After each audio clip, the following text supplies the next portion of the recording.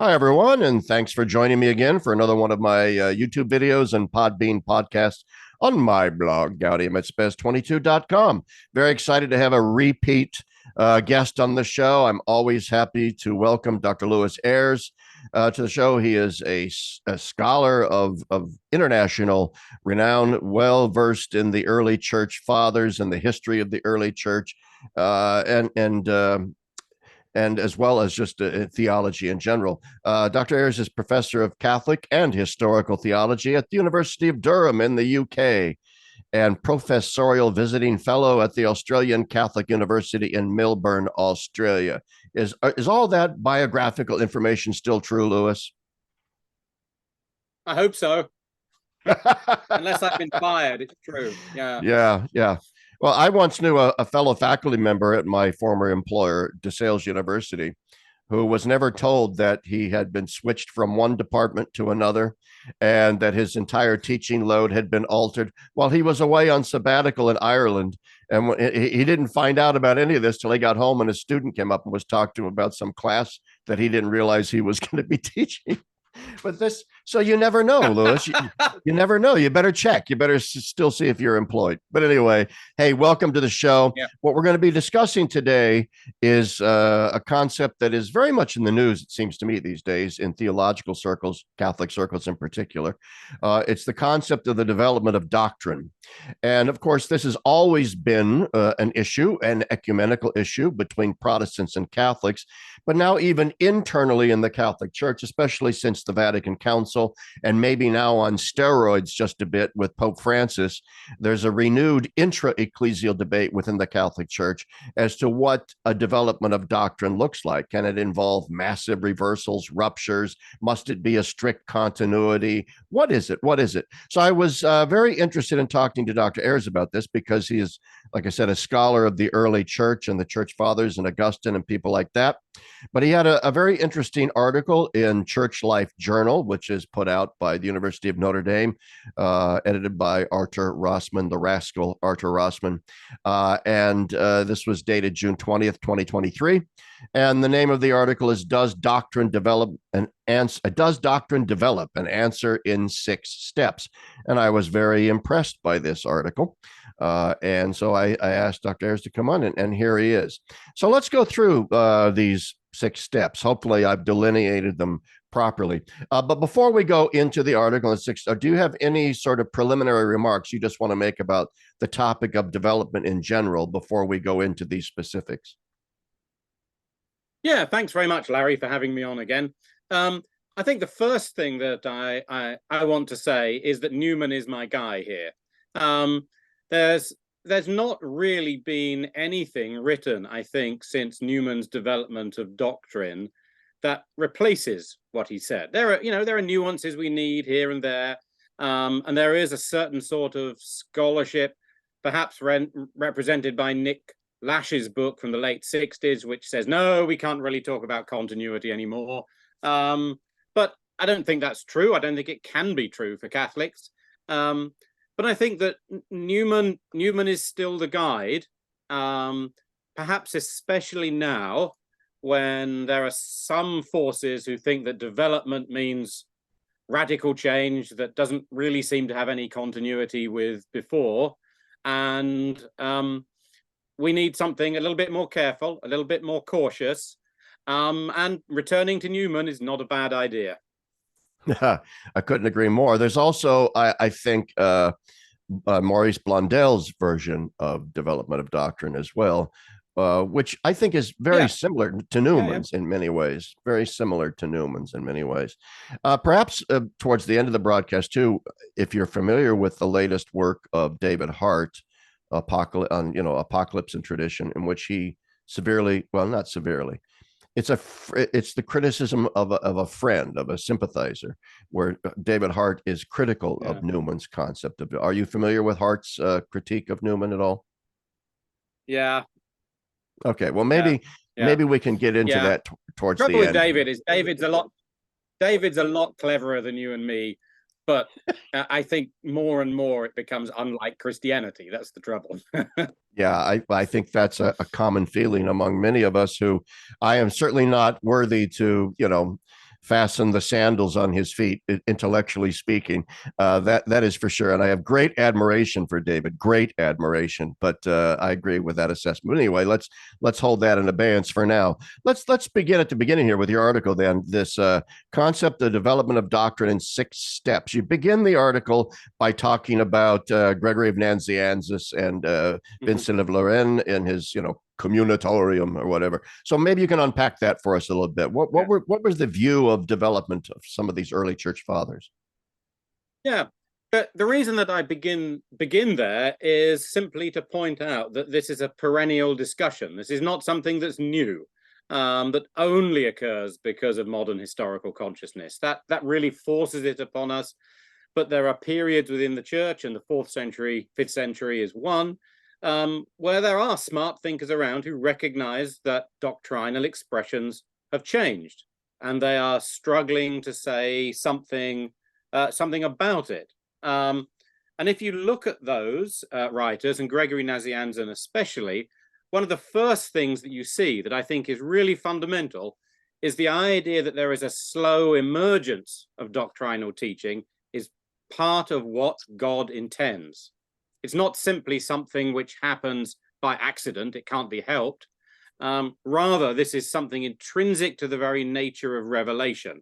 And I think that's very, very important as a starting point. Exactly, how we take that forward is a complex matter. But Gregory sees the Spirit drawing us into all truth over time. And that means we will gradually say things that before we could not say clearly. But Gregory and Vincentius both think that doesn't mean the faith changes. Right. And it means that we ought to be able to trace that continuity back. One of the points I make there as well is that this growth is a growth in knowledge of the same realities. So it's understanding the reality of God more deeply. It's not primarily a matter of changing some ideas. Gregory is not concerned so much with the problem of, in 1850, we said X, and now I want us to say Y. Rather, he's noticing slow development in language, the emergence of things like the Nicene Creed, and he's saying this must somehow accord with the way that God wants knowledge of God to unfold. And it seems to be hinted at in the scriptures, the Spirit leading us forward. And at the same time, it's always a growth in knowledge of the same realities. It's not somehow some fundamental change. So that development is something which unfolds to some extent under divine guidance and is an opportunity for us to grow in knowledge of God. That seems to me the point of departure that we have to think about the problem. Yeah. And what are the 2 principles laid down in the communitorium of Vincentius? Obviously, well, I'll let you describe them because you mentioned them in the article instead of me talking at you about something you already know. Yeah, I mean, one of the difficulties is that Vincent says 2 things which don't necessarily cohere. One is to insist that there is real growth, because if there isn't real growth in knowledge, then we're really stuck. But at the same time, what we have to do is to attend to what the Catholic Church itself has, what has been believed everywhere, always, and by all. Now, even Vincent himself must know that that's something of a tall order. Yeah. But he's trying to get at the idea that there is a universal rule of faith which has stood, and yet there's growth in understanding of it. And I think what he's doing, the best way to take him is to sort of setting up the problematic that we're stuck with, rather than thinking he provides a solution. One of the ways in which he's badly used is by wheeling out one of these formulae as if it somehow solves a problem. Because it doesn't really. I mean, you can find people, certainly in the 19th century context, saying, oh, well, we just have to attend to that which is believed everywhere, always, and by all. Okay, great. Yeah. the difficulty is, historically, that's very, very difficult to show. But he's getting at something that is vital. So I think he's a sort of guide setting out two sides of the problem, both of which we have to hang on to. Yeah, it seems to me he's wrestling with the problematic that the charge could be made that perhaps this is all tautological in one sense, circular, that what we eventually decide upon as the church is precisely therefore what God obviously originally wanted us to decide and was guiding us to get there. So it becomes a sort of self-confirmation loop over time. And yet it seems to me Vincent, aware of that problematic, saying, no, there's got to be some kind of Ariadne's thread that is linking this development together. Yeah, not all circles are vicious. I mean, sometimes it can be a viciously circular argument, right? And you're just being a bit dumb. And sometimes it's a circular argument because it's only when you are in the loop of seeing how definition has involved change and yet continuity, and you circle around in that you can see the beauty of the thought and the development that's going on. Sometimes you have to rest with circles. I mean, one of the things that I think comes out of this discussion of development of doctrine is that we are part of a church that is guided, and there are certain continuities which are vouchsafed to us, and that's really important. Otherwise, we could just make shit up. That's right. But at the same time, it's a mysterious process. This is not something entirely under human control. We are agents in a drama that God is playing out through us, and the development of doctrine is part of that.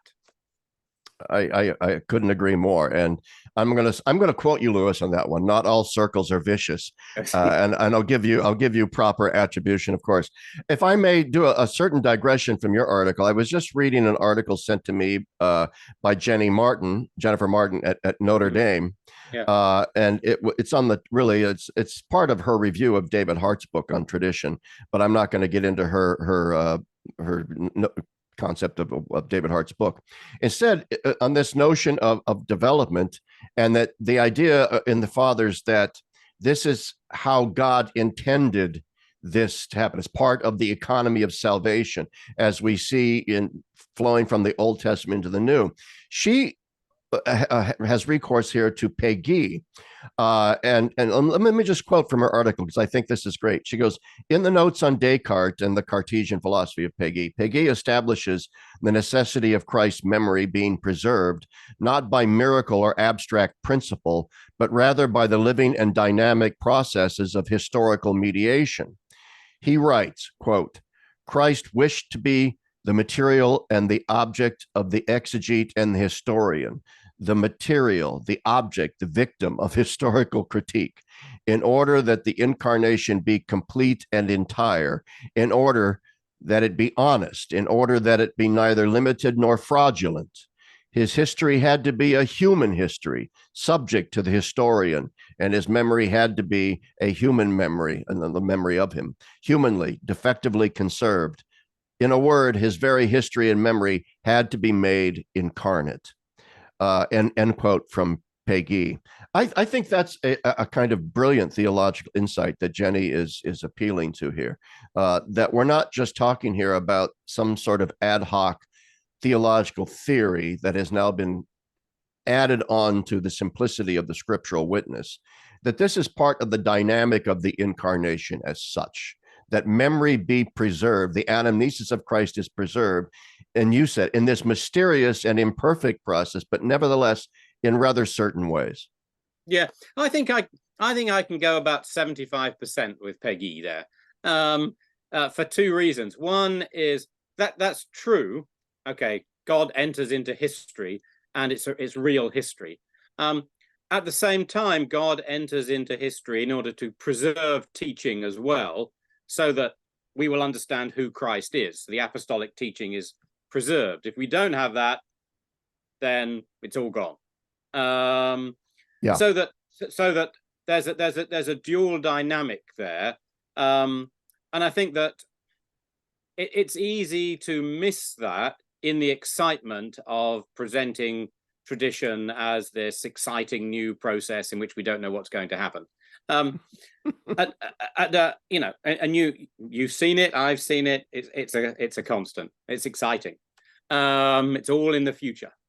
Yes. There was this, when I lived in Atlanta, there was this big Christian school that opened somewhere in North Atlanta, among the mega homes, and it had this big banner outside. I've lost the photo that I took the day that it opened, and the banner just said, you know, crappy Christian school, a tradition as old as tomorrow. I love that. Anyway, I'm going to rip that one off too. A tradition as old as tomorrow. Yeah. The other thing, I mean, the other thing slightly problematic about Peggy there is just to say Christ as a history so that the historian can investigate.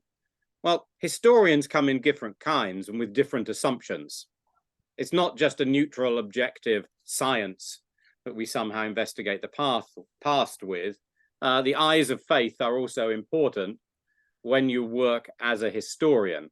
And again, that creates other circles and other problematics. So Peggy, I think, is 75% right there, but it would be very easy to quote him in the present context, in the early 21st century, to mean, therefore, I understand what Jesus meant by reading a bunch of New Testament historians, and tradition is constantly changing. I don't think that's what Peggy meant, but we need to be clear about those things. Well, I think and I'm glad for all these caveats, and you're puncturing my balloon here, Lewis. Come on.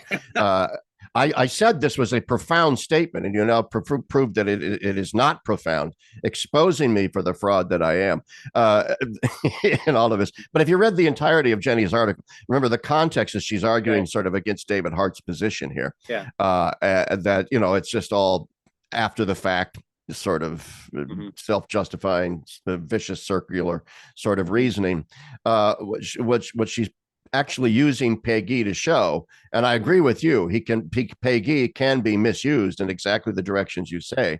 What she's using him to show is that there is a historical element in the development of doctrine rooted in the incarnation, and that this is what we mean by tradition. Tradition is a passing on within history, which is sometimes going to be messy, but that doesn't foreclose the possibility of a continuity with the apostolic faith. And she's using to kind of show that. But anyway, I don't want to get bogged down into, I'm not an expert in Peggy, although I like all those French dudes, Claudel, Peggy, Blondel.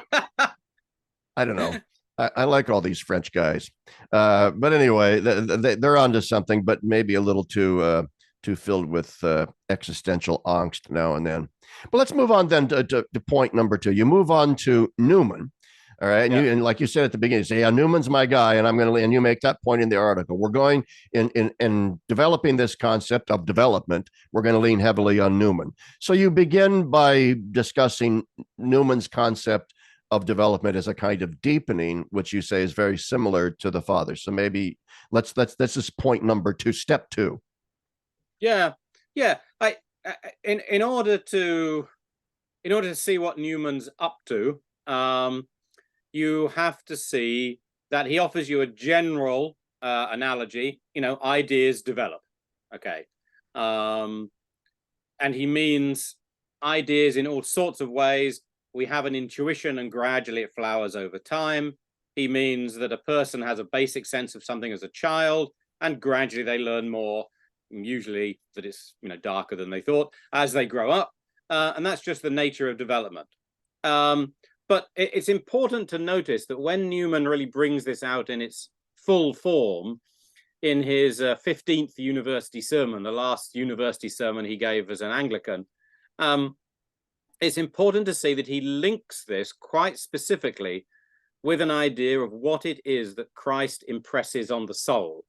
Okay, so it's an analogy, but then he comes to the idea that, in fact, when Scripture talks about Christ dwelling in us by faith, he means that God has given us this idea which will flower in us, both as individuals and in us as a community over time, over history, and that the core then of doctrine is not an idea that we have that somehow naturally develops like our ideas of, whatever else. Rather, it's faith, which is a gift, which gradually unfolds over time. And I think that's once again where you see Newman giving a really theological account of what it is that's happening. Again, this is something which God makes possible, as well as something which God makes possible in human beings in history. So that dynamic is there, I think, right at the beginning when Newman sets out this theory in its mature form. Yeah, and we see this, I know I do, I'm sure everybody does, where you'll be at mass, for example, and suddenly a prayer that you've prayed your entire life with words you've prayed whether it's the Our Father or some other part of the liturgy, suddenly with a bolt of insight strikes you quite differently than you've ever seen it before, with a freshness and a provocation that shocks you and surprises you sometimes. Then you have this aha moment, like, oh, what, duh, of course that's what that means. Yeah. Of course, and frequently I forget immediately what that insight was. Of course, and you're betraying the fact there that you're lucky enough to go to somewhere where the words of the Mass remain the same from week to week. Yes, they do indeed. I attend an Anglican ordinariate parish, and not only do the words remain the same, they are shockingly beautiful words. Yeah. But seriously, you're right. Yes, I mean that's it's a lovely example. I mean, what Newman is talking about is about the complex expansion of ideas and recognitions, not simply something that's a conscious process. And I think that's really important for him in thinking about the church. That the church comes to recognize something that previously theologians argued over, that was an important matter of piety, but people are not certain about. The church is able to be drawn by the Spirit into a recognition of the reality of something, just as you and I can have that experience with prayers that we think we knew. Yeah, and the role of the Spirit is important here, because in answer to the question, well, why now? Why at this point in history did the church reach this insight? This deepening? Or why at age 64 have I suddenly hit upon this new understanding, say, of the Our Father? Well, at some point you have to ascribe it to the role of the Holy Spirit. And say, for whatever reason, the Spirit decided that now is the time for you to understand this better, or for the church to grapple with it better. All right, so I think that's something that just about everybody on any side of the political spectrum, of the ecclesial political spectrum, can agree with. But then we move on to sort of step number 3 here, which then is the specific problematic that modernity then presents to us with the concept of development. And if I can lay it out, I mean, modernity presents us with a sort of this notion of progress and a progressive view of history. And what's interesting to me, in my mind, you don't make this explicit, but it interests me. So modernity combines this progressive narrative where essentially there is a point to history, and that point is us. And, Fukuyama or Lewis's notion of chronological snobbery, the point is us. It combines that with the notion that, well, yeah, but history is also this constant flux, this constant change, and all ideas and truths are historically embedded and contextualized. And yet there's that tension between that notion and yet the idea that we somehow represent this culminating point. And it is into that mix, of course, that Vatican I happens and all that. So what dynamic are we dealing with now? Yeah. Well, I think you've described the dynamic really well. And I think this is a context in which Newman is particularly interesting, because Newman is not writing in order to justify a change that he wants to see. And that's absolutely vital. Okay. Yeah. A lot of people who talk about development of doctrine now mean, I want to see X happen, so I'm now going to waffle about how it's a development of doctrine. Newman's notion of development of doctrine is about assuring himself that there is a church which has spoken continuously. That's what he's trying to do. He's someone who's struggled with this problem for decades, and there's a beautiful new book out by a guy called Stephen Morgan called John Henry Newman and the Development of Doctrine Encountering Change, Looking for Continuity, CUA Press, quite recently. A beautiful attempt to show how Newman wrestled with this over decades. And his problem is not that he wants change, but he wants to be certain that there is continuity over time. And he gradually comes to the idea that it's only within the Catholic polity that perhaps there is development over time. And he writes this book in order to justify to himself seeing that continuity. So when he writes about the ways in which we can see continuity over time, he's always looking backwards rather than forwards. And I think he sees that as vitally important, because for him, what matters about change is that it's a legitimate unfolding from the apostolic faith. And as a Christian, he wants to feel secure and nourished by the apostolic faith. So he's always looking backwards. So yes, there were all these questions, especially around 1870, put to Newman. What's Newman going to do? What does he think about papal infallibility? And Newman really, I think, is able to say, well, I'm not sure it's the right time to do this for a host of reasons, but I believe that this is the church that speaks, because I've shown that. Therefore, that's fine. There's a sort of not a wholehearted embracing of the new, because Newman recognizes that embracing the new is sort of problematic in the 19th, 20th, 21st century. We don't do that for its own sake.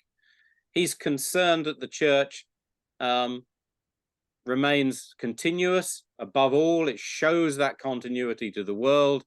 And I think he's able to go along with the definition of papal infallibility in the late 19th century, because in the end, he sees that as a way of the church continuing to assert its continuity with the apostolic preaching.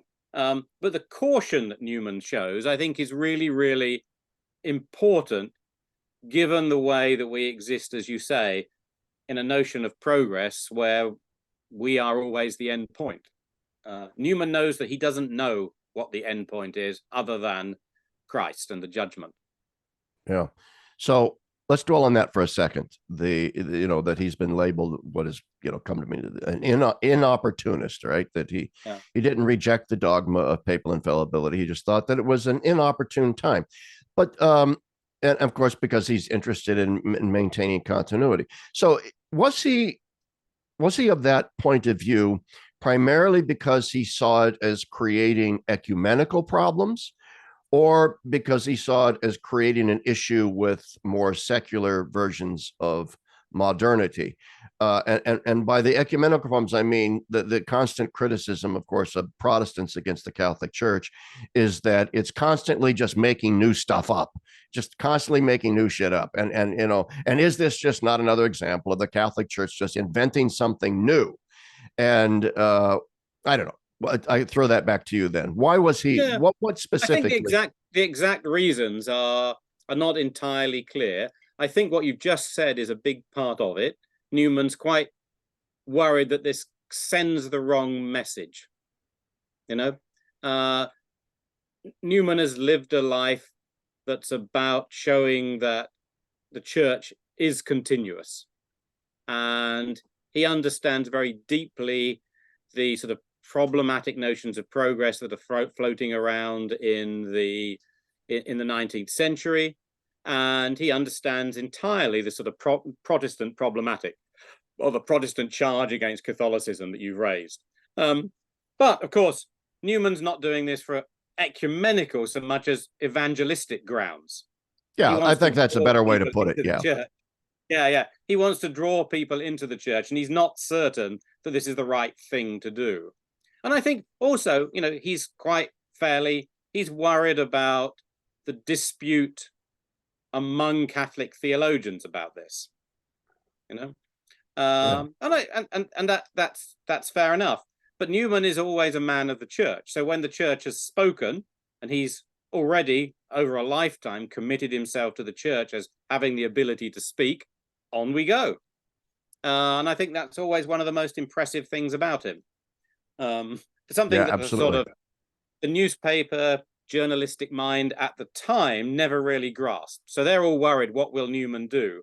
The answer to what will Newman do was probably clear long before. He's going to go with what the church decides, because this is Yeah, the church, and that's his lifetime's absolutely. decision. I think that his concerns are towards evangelization rather than ecumenicity is an absolutely necessary sort of correction there, because obviously it's anachronistic as heck to start talking about Newman being concerned with ecumenical relations. Yeah. I mean, that's almost a pure invention of the 20th century. I mean, the 19th century post-Reformation, it was almost totally taken over to simple, combat between the various factions of the Christian faith and polemics and so on. And certainly Newman was the butt end of a great deal of those polemics once he converted. So yeah, evangelizing, so very, very true. Now that brings us then to Newman. One of the things that in my reading of Newman, when I first started reading Newman, my main interest was in and this leads into your next point number 5, was in understanding Newman's critique of modern liberalism with a big L, political, the sort of culture and politics and so forth that flows out of the Enlightenment from the French Revolution through the British Enlightenment, Locke, Rousseau, all these guys, right? That Newman saw very early on, very presciently, that embedded within liberalism was a very fundamentally toxic notion to the faith. Can you maybe unpack that a little bit before we move on to your next point? Yeah, I think this is where Newman's epistemology is vital to the whole system, and it is one of his most important contributions, I think. He prefigures in many ways by a whole century the sort of themes in Gadamer that grabbed the attention of many, many people in the sort of 70s, 80s, and 90s. Yeah. But in a very, very simple way. The importance for Newman of the judgments which precede all of our decisions. So I give the example, the simple example in this piece that I give with generations of students. Lewis goes to the grocery store to buy some cereal, and there's a whole wall of crap to look at in different flavors. And I pick one that says this has got more fiber and less sugar. Great. Okay. If Newman is standing behind me, he's going to say, you think you've made a decision on rational grounds, boy. But actually, what you've done is to allow a host of assumptions to work for you. So you think that less sugar is good for you, but you have the scientific education of a rat. And you think that fiber is good for your gut, but you haven't had a science lesson since 1982, which is true. You have no way of assessing that evidence. You're just assuming it.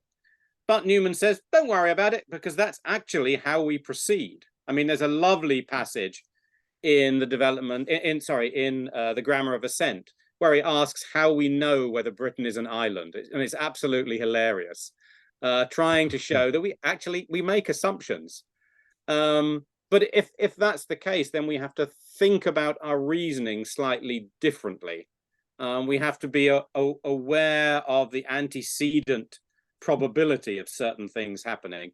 We have to accept that we exist in such a world. Actually, was it last year, the beginning of last year, I was teaching Intro to Theology, and there was this fairly smart kid who's sitting at the front, and I'm on a sort of Newman McIntyre rant about how we are made up of assumptions and history and so forth.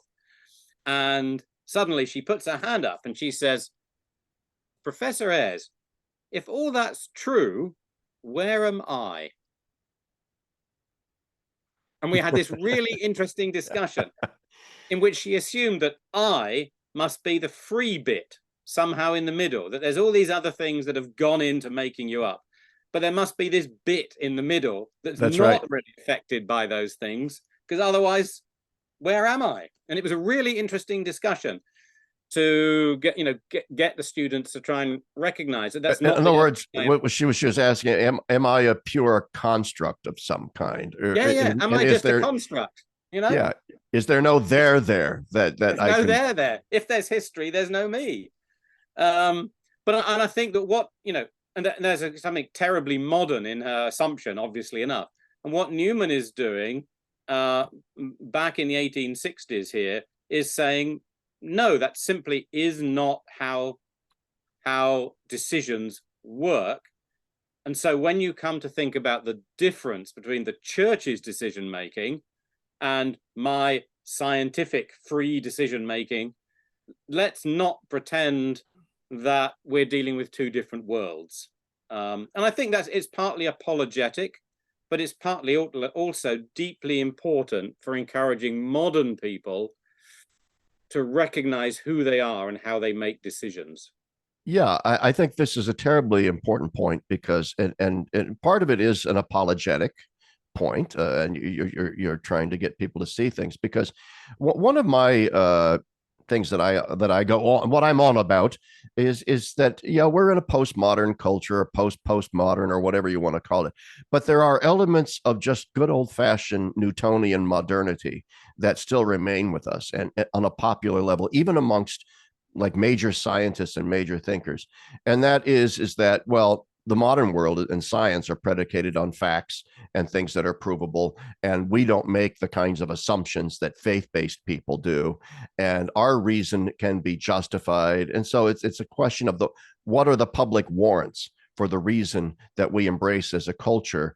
And those public warrants are just assumed, but they just don't see that these are assumptions. And so I think this is an unbelievably important point that needs to be driven home over and over again, that our culture is riddled with these kinds of assumptions. I mean, Newman is 170 years ahead of his time. Yeah. No, I think that's absolutely right. I mean, the whole idea that somehow that aspect of modernity is gone and we live in some other period, it's just not true. You just got to listen to political discourse, listen to the scientific critiques of religion, etc., etc. It's absolutely central in our culture, and it simply doesn't help.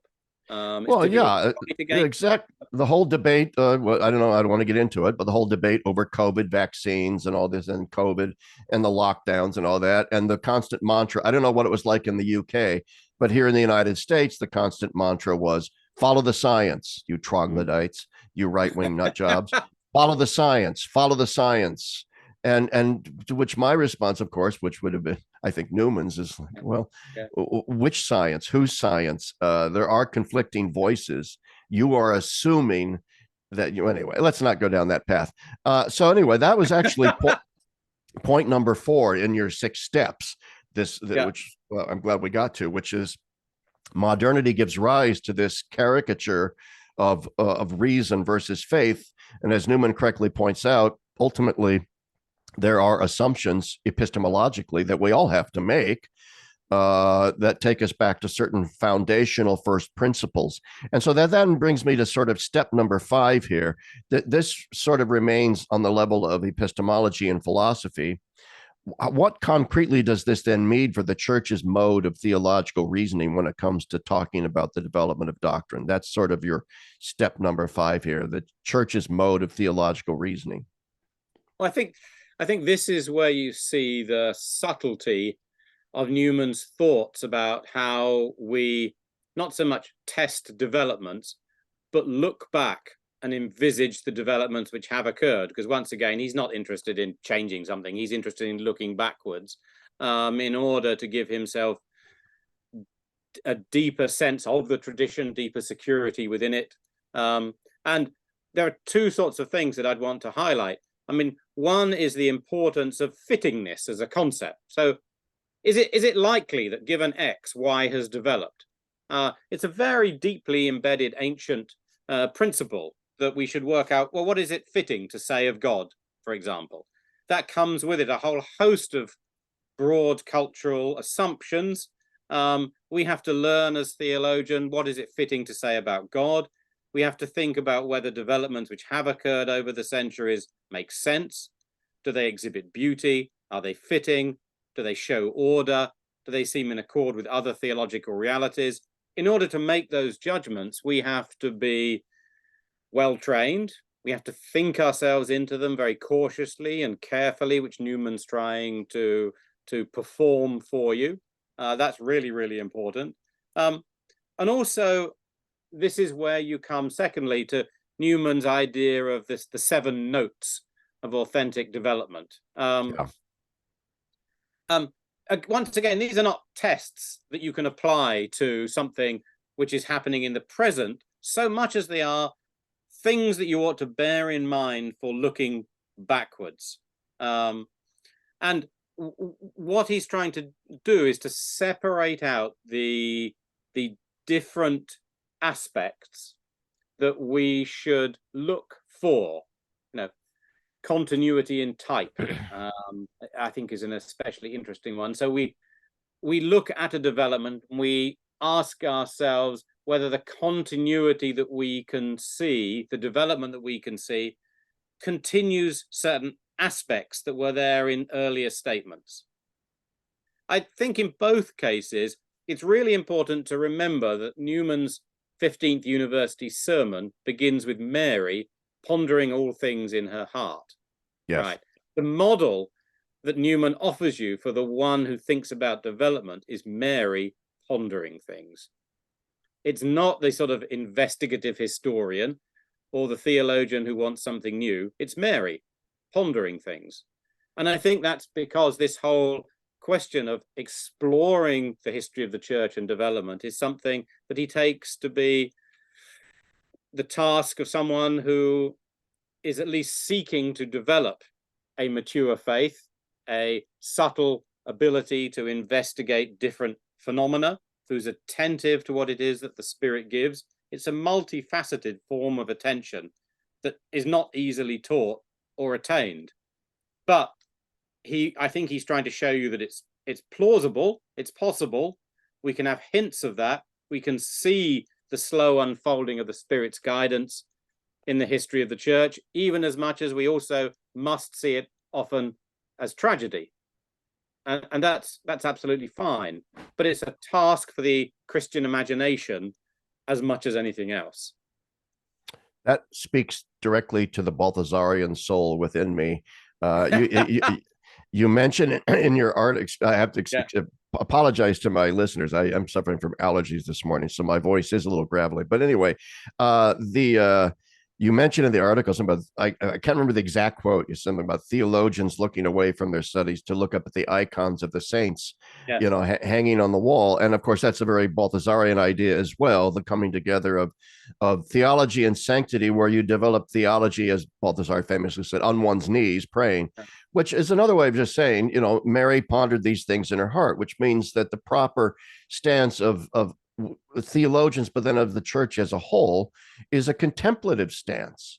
And to me, this is a barometer of the validity of certain theological approaches in the modern world to development versus illegitimate ones. That theologians that I might even consider to be a little suspect in what they write, I will have a certain deference towards and respect for if I believe that their speculations are rooted in a deep contemplative posture towards the mystery of Christ that they are trying to plumb the depths of, as opposed to somebody whose entire approach to the question is self-justified. I have, in other words, it's a conclusion in search of an argument. I want to reach issue Z over here, let's say the ordination of women or the legitimation of some moral sexual thing. So I have to back engineer that into the tradition. That's not a contemplative posture, it seems to me. No, I think you're right. I mean, I think this is it's a difficult thing to say, because we're both talking about something that's not a sort of, we're not talking about a particular form of syllogistic reasoning. We're talking about a posture, an imagination that's difficult to get to, but it's actually right at the heart of nurturing the eyes of faith so that you can see these things. And one of the things that we, I think, have to hold out for as theologians and as evangelists is the importance of that attitude towards the world. Learning how to think and to see is remarkably difficult in a world that is not really interested in those particular modes of attention. And that's one of our great tasks. And it's really hard.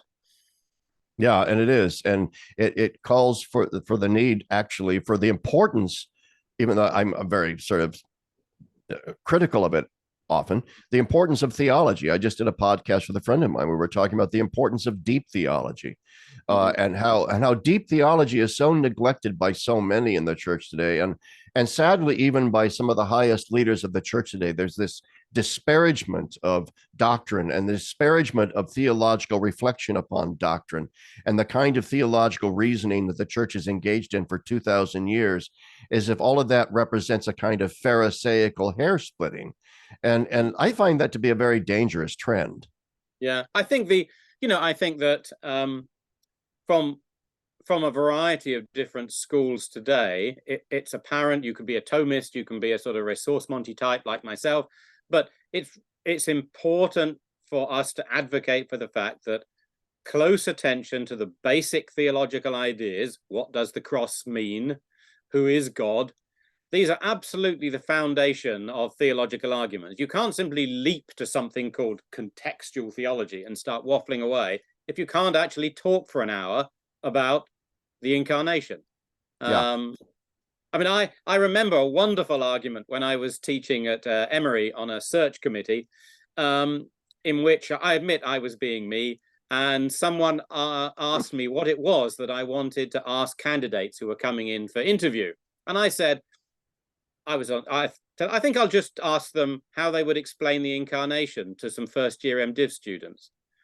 And one of the older guys on the search committee really lost it with me and said, but what if that's not their speciality? And this was for a systematics person. And he had quite an argument. I said, well, but if they can't do that, why would we want to hire them? I mean, I think that's the problem. What if their speciality was Paul's use of the aorist tense in 2 Corinthians or something? Yeah. But that's the problem. It's the problem of the integration of theology, and the integration is about understanding the basics and recognizing that meditating upon them is the heart of all of it. Yeah, exactly. And I think that's one of the central points made by almost all ressourcement theologians. Yeah. And not just Balthasar, but Joseph Ratzinger and others. You're circling around a mystery, and if you, as a theologian, are not doing it, the church in her theological reasoning does not have Christ at the center, and it's a mystery upon which you are constantly returning and circling, then something is truly off. Something has gone awry. This is where I think ressourcement types and Thomist types are at the moment at one. Yes. And they have to make common cause in the face of all sorts of other nonsense which happens. We shall see, won't we, over the next few years. But yeah, that's something I called for about 6 months ago in an article in Catholic World Report about sort of all these various factions of the church that take the faith seriously, let's put it that, need to make common cause. And boy, I took it on the nose from some quarters for that, like, how can we make common cause with excellent? But this is the dang point. We have to, because at some point we have to acknowledge that there are the differences, say, between old line Thomists and, say, De Lubacians on the issue of nature and grace are not unimportant questions. That's an example of deep theology and the kinds of things we need to think about. But they are peripheral, I think, to deeper and more central questions of what form of theological reasoning should the church adopt today in her stance. I mean, when you see people coming out of theological education, ordained or otherwise, who can't really understand why the debate between de Lubac and Thomists matters, then you've got the problem. Yeah. That I think is often where we are. So we need that sort of return to contemplating the basics built into our forms of theological education to get anywhere. What do all of these debates about nature and grace have to do with liberative praxis in the world? And I'm all in favor of liberative praxis, but I'm only willing to allow people to use the word praxis if they can tell me they've read some Aristotle first. I would wholeheartedly agree with that stipulation. All right, let's we could talk forever on this issue of where the church is right now in her theological reasoning. I've written a lot on the upcoming big meeting on meetings in October. Meeting on meetings. The big meeting on meetings, and the listening church, the instrumentum laboris, with the listening church, listening to what, dialoguing with what, and it goes back to your notion. Well, it should be with Christ, right? Except the instrumentum laboris never mentions Christ, really. A lot of sociological buzzwords, but that's maybe a different show for a different day. I'm obviously not a big fan of the synodal vague in any of its iterations. I haven't eaten the Teutonic schnitzel that some others seem to have imbibed. But anyway, the last point here is, I think, an interesting one. After all this discussion of development, and it's a deepening, a perfecting, and all these sorts of things, change within organic continuity, the question then arises: do we know more than the apostles then? I mean, do we know more than the apostles? So go ahead, answer that question. Larry, yes and no. No, I think this is a key question, and it's a fundamental question that that in a couple of places Newman is puzzling over as well. In the most fundamental sense, no. Okay. Because not only is the gift of faith in us the same as the gift of faith in the apostles, the gift of faith in the apostles has a peculiar quality and certainty due to a special gift that ours does not have. So there's one sense, a fundamental sense, in which, of course, we don't know more than the apostles. Right. But it depends, what you mean by no. Depends what is mean, whatever it was that Clinton said all those years ago. Depends on what the word is or whatever. Is. Yeah. Anyway, great theologian. There is a sense in which we are able to articulate something that the apostles do not articulate. You're quite, we can believe or not believe that were we to go back and say to Peter, actually, one nature, three persons, how does that sound? We can believe or not believe that Peter, with explanation, would say, yeah, I recognize that. I know what you're getting at. Or he might look puzzled. But I don't think that's of really great importance, because we narrate the process of development as something which God has ordained for us. It's not an achievement of us. So there's no point you saying, well, I, Larry Chapp, know a lot more than the Apostle John. Okay. At one level, it's just a fundamentally stupid thing to say. But at another level, it's a prideful assumption that the knowledge that the church has attained about how to speak about God is somehow an achievement of us, rather than something which God has unfolded in us. So it's a really interesting question, I think, to ask, because it forces you to think about the value of the doctrinal formulae and discussions that have emerged over the centuries. And it forces us back to recognize that in a fundamental sense, of course, we don't. In another sense, we've been given a knowledge to talk that certainly many figures in the early church would not have known, and that's a gift. So we should look after it. I agree. And I think that's a very concise way of putting the problematic. No, we don't know more than the apostles. Theirs was a unique charism that cut deeply into their souls and defined them and gave them an imprint that we just don't have. Yeah, there might be certain things that we perhaps understand a little bit more deeply over time, but nevertheless, no, we don't know more. But that brings me to another question, which is, okay, obviously then doctrines that then evolve over time, say that the Nicene Christology, the Chalcedonian Christology, it uses particular forms of Greek philosophical and theological terminology. So the question then arises, are those terms, since we're not talking about the positive inspiration of Scripture, their infallibility is simply the negative charism of these words are not going to contain error, that they have truth in them. But are those words themselves, in some sense, now privileged in the tradition in a way that we should be very careful about changing? Yes. And I think the reason for that is a complex one. It's that the church does not simply use Greek words in a way that means that those words are easily replaceable by some other words most commonly transliterated from German, because the church does not use those words. It transforms those words into something else. It creates a philosophy as well as adapting one. And that's a gift of the Spirit. To say that, to give all the Christological formulae from the early church is a gift of the Spirit to us.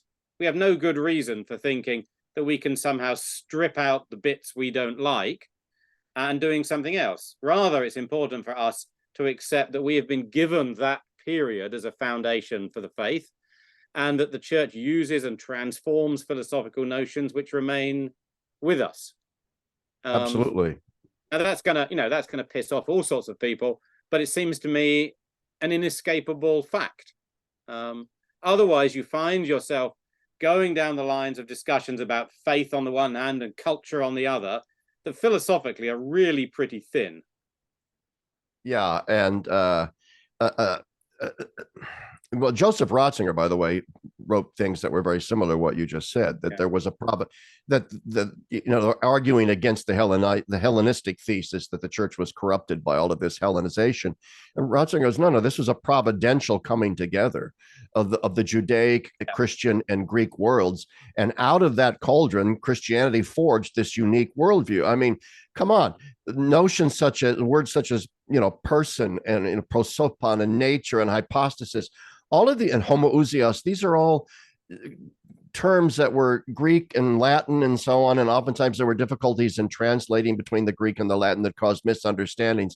Nevertheless, the church did not simply slavishly adopt Stoic or Platonic or whatever notions. It adapted those things to a unique Christian incarnational Trinitarian view of God that created an entirely new set of concepts. And it's not easy to simply then go in with a scalpel and say, well, we can just lop off the words and keep the concept. That's so epistemologically naive to begin with. I think you alluded to that. Yeah. No, I think that's right. And I agree entirely with Ratzinger on those things. And it's really, if you look at an example of someone who tries, you look at some of the sort of late Rana, where he's fiddling around with Christology. Here's someone who knows the formulae very well. What he comes up with in the end is really pretty much a mess, because it's remarkably difficult to try and say, well, I've got the idea in those terms, but without the terms and the richness of history that they have with them.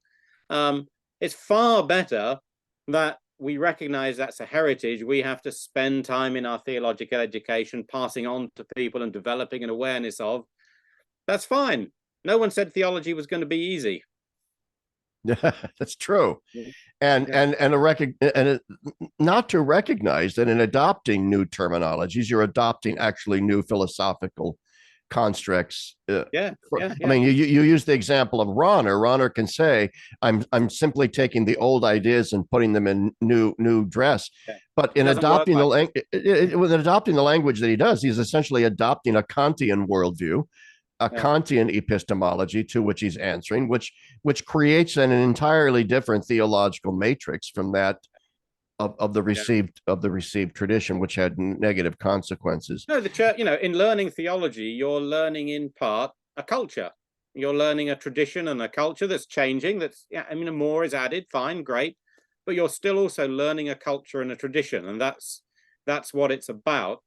And that's one of the reasons, I've written about it, we've talked about it before. It seems to be so problematic when learning those materials becomes a preliminary to doing theology in a theological curriculum rather than the heart of it. And we need to think about that an awful lot more than we are doing. Well, and let's dwell on that for a second. We're already been here an hour, but let's dwell on that for just 1 second and go a little bit off script and talk about theological training and education today. I remember when I was at Fordham in the university in the early 90s working on my dissertation. The big raging debate then was about contextualized theology and experiential theology, of course, and there was this big push to change the theology curriculum so that PhD students would not only learn theology, but would be taking courses in sociology and psychology and other disciplines to which we could then relate our theology. And I stood up I marked, it was me being me, to quote you earlier. I had a me moment where I stood up and, I was like the turd in the punch bowl at the Queen's coronation. I was really, and I said, no, I completely disagree with all of that. I said, I just mastered somewhat the contents of the old Jerome biblical commentary. And now I see they've come out with a new one, which has now created an existential crisis for me. Like, how in the hell do I keep up with? In other words, point is, do we not have enough on there's a crisis of belief in our own sources and what it is that, as theologians, we're supposed to be studying. Maybe I should, instead of taking a sociology class, I should be taking a class in 4th century Greek, and learning more about what Gregory of Nyssa meant when he used certain Greek terms and so forth, or learn more about scriptural traditioning processes, from Judaism. You get my point. There's such a wealth of things that the theologian must attend to, that modern theology, it seems to me, is saying, well, we don't need to bother with any of that stuff anymore. Yeah. And I think it's compounded because when you're sent off to do those courses in sociology and psychology and what have you, you're not really presented with a hermeneutic that enables you to see where those sciences also make a whole host of theological judgments. I mean, this is where John Milbank was right 30 years ago. The social sciences can be immensely helpful as long as you know how to use them theologically. And I think that most people coming out with an undergraduate degree, a master's, and a PhD have not done enough classical theology to make those sorts of judgments. And that's the problem. And I think it's particularly problematic as well in seminary educations, where there's not enough doctrinal formation that really helps people to dig down and get a sense of what it is they hold to, so that they can, preach a decent homily. So I think we're still struggling with that. And it's not, and this, interestingly, I think is not necessarily the fault in the seminary context. It's not the fault of Rome. If you go and look at the Ratio Studiorum since the council, it's pretty clear. You've got to know your patristics, right? In what proportion of seminaries is there actually good patristic doctrinal teaching? I've spoken at plenty of seminaries, and the answer is a tiny proportion. Yeah. People are not prepared for it. Bishops don't understand why it matters. It's not being enforced. So we really need to think about that, and to do a little bit more work promoting really good, solid seminary education for priests, as well as formation of people in universities for teaching in those situations. Yeah, I could not agree more, especially too about your earlier comments about the need of a hermeneutic to be able to retrieve, the sociology and psychology and political science, political theory, and all those other, because those things all come fraught. They're larded with all kinds of modern biases and assumptions, not all of them friendly to the faith, if not most of them.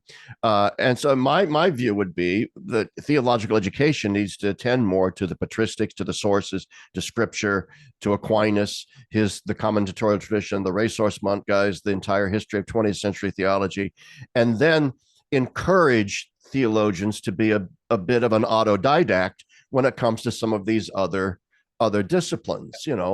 I mean, this is the age of the printing press and the interwebs, right? So it's not impossible. I never took a sociology course except my Sociology 101 as an undergraduate, and yet I know a bit about sociology because it was forced on me. But but I've read sociology books, and I've cherry picked the ones that I think are going to be most helpful to, because I have a hermeneutic. And I'll look at someone like, let's take a Rene Girard, who does a lot of sociology. Say, okay, that's somebody I want to read.